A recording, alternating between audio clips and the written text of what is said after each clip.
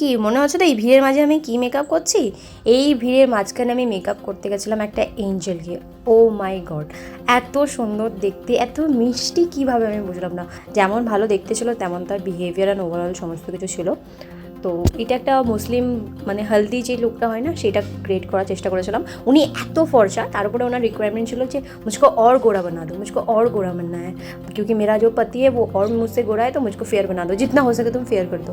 তো আমি আমার মানে সাধ্য মতন যতটা সম্ভব ওনাকে সাদা করার চেষ্টা করেছি। বাট মানে আমার ফাইনাল লুকটা সিরিয়াসলি খুব ভালো লেগেছিলো। মানে লিটারালি আমার মনে হচ্ছিলো মানে আমি ফল ইন লাভ এরকম ব্যাপার।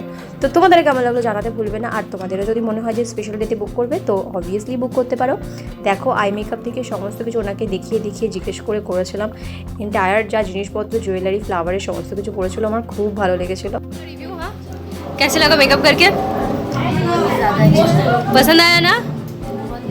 আচ্ছা, ফাইনাল লুকটা তো ওদের সবার খুব ভালো লেগেছিলো। তারপরে অনেকগুলো পার্টি মেকআপ করেছিলাম, কিন্তু আমার সময় ছিল না, অনেকটা রাত হয়ে গেছিলো।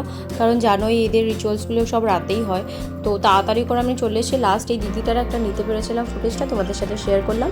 তোমাদের মেকআপ লুকটা কেমন লাগলো প্লিজ জানাতে ভুলবে না। আর ভিডিওটা শেষ অবধি দেখাচ্ছে না, থ্যাংক ইউ।